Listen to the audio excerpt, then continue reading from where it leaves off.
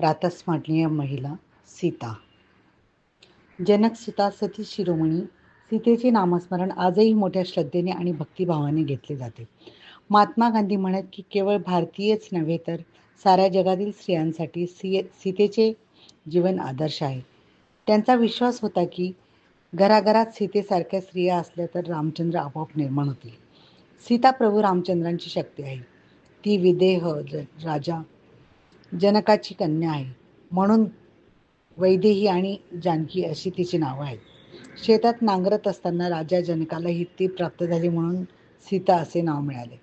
राम सीता भारतीय जनतेचा प्राण. सुखादुःखात कायम ते आपल्या सोबत राहून आम्हाला दिलासा देतात आणि कर्तव्य मार्गही दाखवतात. आमच्यासाठी त्यांचे जीवन म्हणजे दिव्य प्रकाश. सीता गुण, शील, पराक्रम या सर्वच बाबतीत अतुलनीय होती. भगवान शंकराचे धनुष्य राजा जनकाकडे ठेवलेले होते. मोठे मोठे योद्धेही जे धनुष्य चालू शकत नव्हते ते सीतेने सहज खेळता खेळता सहज उचलून बाजूला ठेवले. राजा जनकाच्या तिच्या योग्य पराक्रमी आणि गुणीपती मिळावा म्हणून एक पण ठेवला होता. जो वीर या धनुष्याला प्रत्यंच लावेल त्याच्याशी सीतेचा विवाह होईल. प्रभू रामचंद्र आणि लक्ष्मण गुरु विश्वामित्रांबरोबर धनुर्युद्धाचा सोहळा पाहण्यासाठी गेले होते. रावणासारखे महाबलाढ्य वीर जो पण जिंकू शकले नाहीत तोच श्री रामचंद्रांनी विश्वामित्रांच्या आज्ञेवरून सहज जिंकला व सीतेचा विवाह प्रभू रामचंद्रांशी मोठ्या धुमधडाक्यात झाला. विवाहानंतर काही काळ सुखात गेला. माता कैकेयीने सांगितल्याप्रमाणे श्री रामचंद्रांना राजसिंहासनाऐवजी 14 वर्षे वनवासाला जावे लागले. सीता ही सहधर्मचारिणी या नात्याने पतीबरोबर वनवासाला गेली. सीता खरोखरच सहधर्मचारिणी होती. कैकेयी मातेच्या आज्ञेचे पालन केलेच पाहिजे असे प्रभू रामचंद्रांनी म्हणताच सीता म्हणाली, मग हसत हसत आज्ञा शिरोधार्थ मांडली पाहिजे. एवढे म्हणून न थांबता ती वनवासाला निघण्याच्या तयारीला लागली. आज्ञा का दिली हेही तिने विचारले नाही. आज्ञेचा स्वीकार करण्याचे बंधन कितपत आहे याचाही तिने विचार केला नाही. क्षणभर तिने श्रीरामांना थांबवले नाही, ना द्वेष ना संदेह. श्रीरामचंद्रांनी सांगितलेल्या वनातील कष्ट, हिंस, पशुपक्षींचे भय, आई वडिलांची सेवा करण्याची जबाबदारी यापैकी कोणतेही कारण तिला थोपवू शकले नाही. सीतेने अत्यंत निश्चयाने प्रभू रामचंद्रांनी सांगितलेल्या कारणांचे निराकरण केले आणि त्यांचे मन जिंकून घेतले. माझ्या भाग्यातच वनवास सांगितलेला असल्याने लहानपणापासून मी वनात जाण्याच्या कल्पनेला मनात स्थान दिले आहे. एवढे तिने बोलून दाखवले नाही तर प्रत्यक्ष वनवासात अनेक दुःख कष्ट सहन करताना तिने आपला मानसिक समतोल ढळू दिला नाही आणि प्रभू रामचंद्रांनीही कधी खचू दिले नाही. अशा प्रकारे आपल्या पत्नीव्रत पूर्ण सामर्थ्याने निभावले. सावलीसारखी सतत रामचंद्रांच्या बरोबर असणाऱ्या सीतेचे रावणाने अपहरण केले.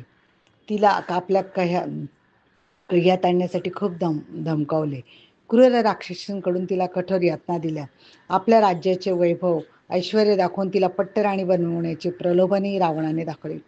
सीतेला आपलेसे करण्यासाठी साम दंड भेद अशा सर्व मार्गांचा प्रयोग रावणाने केला, पण सीता वश झाली नाही. रावणाशी बोलताना सीता आपल्यासमोरच एक गवताची काडी ठेवत असे. जणू रावण तिच्या दृष्टीने एक काडी इतकाच तुच्छ होता. त्याची टिंगल करताना ती म्हणते, जिला राजहंसाचे सानिध्य लाभले ती कावळ्याबरोबर रममाण होऊ शकत नाही. तिच्या पतिव्रतेच्या सामर्थ्यामुळे रावण तिच्या इच्छेविरुद्ध तिला हातही लावू शकला नाही. शत्रू पक्षांच्या मनात आपल्याविषयी सद्भावना प्रेम निर्माण करणे हे राजनीतीतील एक तत्व आहे. सीता मातेने आपल्या रुजू स्नेहपूर्ण वागणुकीने त्रिजटासारख्या राक्षसीनालाही आपलेसे केले.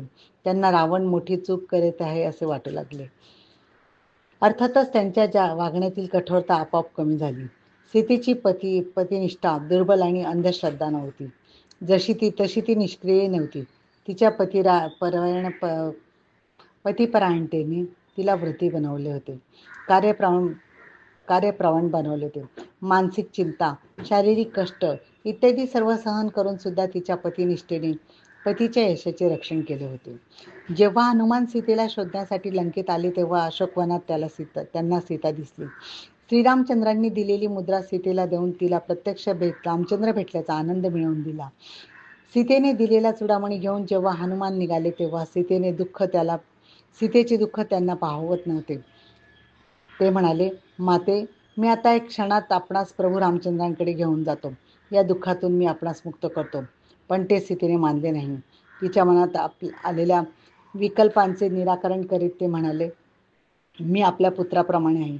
आईला मुलगा खांद्यावर बसण्यात कोणतीही आपत्ती माझ्यात गुप्त रूप धारण करण्याची शक्ती आहे.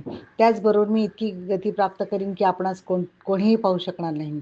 आपण माझ्याबरोबर चालावे.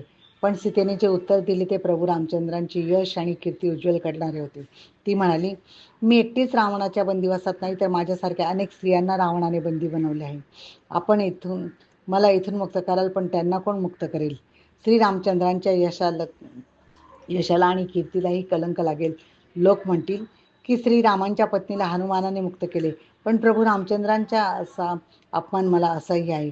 म्हणून आपण जाऊन श्रीरामांना सांगेल की 1 महिन्याच्या आत रावणाला पराभूत करून मला मुक्त करावे, नाहीतर सीता आपणास जिवंत मिळणार नाही. सीतेने आपले सारे जीवन श्रीरामांच्या चरणी अर्पण केले. रावणाचा वध करून श्रीरामांनी सीतेला मुक्त केले. विभीषणाच्या आज्ञेने हनुमानाकडून आले तिला श्रीरामांच्या समोर आणले आणि तेव्हा श्रीराम तिला म्हणाले, मी तुझ्या रूपाने रघुकुलाच्या गत कीर्तीला रावणाच्या बंदिवासातून मुक्त केले आहे. मी आपले कर्तव्य केले. तू आता स्वतंत्र आहेस. भरताकडे वा विभीषणाकडे तुझी इच्छा असेल तर तिकडे तू जाऊ शकतेस.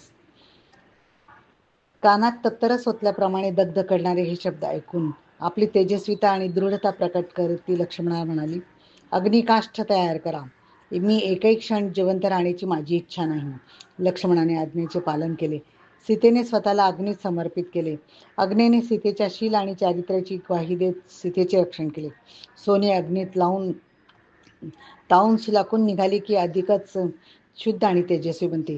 तशी सीताई अधिकच दीप्तिमान आणि तेजस्वी दिसू लागली. सीतेच्या आयुष्यात जशा प्रसंग 2 वेळा आला आणि दोन्ही वेळा सीतेने आपली तेजस्विता सिद्ध केली. दुसऱ्या वेळी लोकोपवाद टाळण्यासाठी आणि प्रजानुरंजन हे आपले कर्तव्य पूर्ण करण्यासाठी श्रीरामचंद्रांनी सीतेचा त्याग केला. लक्ष्मणाकडून श्रीरामचंद्रांची इच्छा ऐकल्यानंतर तिने त्यांना दोष दिला नाही. त्या हृदयद्रावक प्रसंगाला तिने धैर्याने तोंड दिले. लक्ष्मणाकडून श्रीरामांना आपल्या राज्य कर्तव्याचे पालन करण्यासाठी प्रेरित करण्यासाठी संदेश पाठवला. लक्ष्मण, श्रीरामचंद्रांना राणी सीतेचा संदेश दे की ज्या प्रजानुरंजनाच्या कर्तव्यासाठी तुम्ही आपल्या प्राणप्रिय सीतेचा त्याग केला आहे ते सीतेच्या विरहाच्या दुःखात विसरू नका. मी प्राणांचा त्याग करणार नाही, कारण माझ्या पोटी रघुकुलाचा अंश वाढत आहे. व्यक्तिगत दुःख आणि दुर्बलता सोडून राज्य संरक्षण आणि प्रजाहित करणे हे राज्याचे आद्य कर्तव्य आहे. प्रत्यक्षात सीतेला वनात सोडून येईपर्यंत विरह दुःखामुळे राजदरबारात प्रभू रामचंद्र गेलेच नव्हते. सीतेचा संदेश ऐकल्यानंतर श्रीरामचंद्र कर्तव्यात तत्पर झाले. दुर्दैवी सीता दुःख आणि कष्टाबरोबर मानसिक त्रासाच्या झंझावातालाही स्वतःला साहस ना धैर्याचे सुरक्षित राखत होती. इतकेच नव्हे तर तिने पुत्र लवकुशाच्या मनात रघुकुलाचा सार्थ अभिमान निर्माण केला. त्यांना सुसंस्कारित आणि सुशिक्षित बनवून सर्व दृष्टीने समर्थ बनवून आपले मातृत्व सिद्ध केले. शेवटी जीवनात तिने एक प्रसंग आला. प्रभू रामचंद्रांच्या निमंत्रणावरून वाल्मिकी अश्वमेध यज्ञासाठी गेले. जाताना ते लवकुश आणि सीतेलाही बरोबर नेले. ते श्रीरामचंद्रांबरोबर आले आणि तेव्हा प्रभू रामचंद्र म्हणाले, श्रीरामा, माझ्या जीवनभराचं तपश्चर्येपेक्षा तिची पवित्रता श्रेष्ठ असल्याने तू सीतेचा स्वीकार कर. एका महान तपस्व्याने आपली जीवनभराची तपश्चर्या पणाला लावूनही प्रजानुरंजक कर्तव्य कठोर राजा मात्र प्रजेच्या अनुमतीशिवाय सीतेचा स्वीकार करण्यास तयार झाला नाही. प्रजेची इच्छा जाणून श्रीरामांनी पुन्हा सीतेला शपथ घेण्यास सांगितले आणि अग्निपरीक्षा करण्यास सांगितले. यावेळी मात्र सीतेने विचार केले की माझे जीवन केवळ वारंवार शीलाची परीक्षा देण्यासाठीच आहे की काय? आपले जीवित कार्य पूर्ण झाले आहे हे जाणून जगातील लोकांपुढे आपले पावित्र्य सिद्ध करण्यासाठी सीतेने असे अग्निदिव्य केले की भविष्यात पुन्हा तिला परीक्षा द्यावी लागणार नाही. ती धरणी मातेला म्हणाली, हे माते, जर स्वप्नात सुद्धा मी परपुरुषाचे ध्यान केले नसेल तर तू मला तुझ्या पोटात सामावून घे. तिने त्रिवार या घोषणेचा उच्चार केला आणि काय श्रीराम, धरणी दुभंगली, सुवर्ण सिंहासन त्यातून वर आले. सीता त्यावर आरूढ झाली आणि धरणी मातेने तिला सामावून घेतले. ज्या पृथ्वीपासून सीतेने जन्म घेतला होता त्याच पृथ्वीच्या पोटात ती सामावून गेली. उरला तो अयोध्येचा राजा व प्रजेचा हाहाकार. सीतेची अमर यशोगाथा दुमदुमत राहिली. सेवाभावाने सीतेने आपले जीवन, आपले व्यक्तित्व राममय करून घेतले. रामापूर्वी सीतेचे स्मरण करण्यासाठी आपली प्रथा तिच्या समर्पित जीवनाचे द्योतक आहे.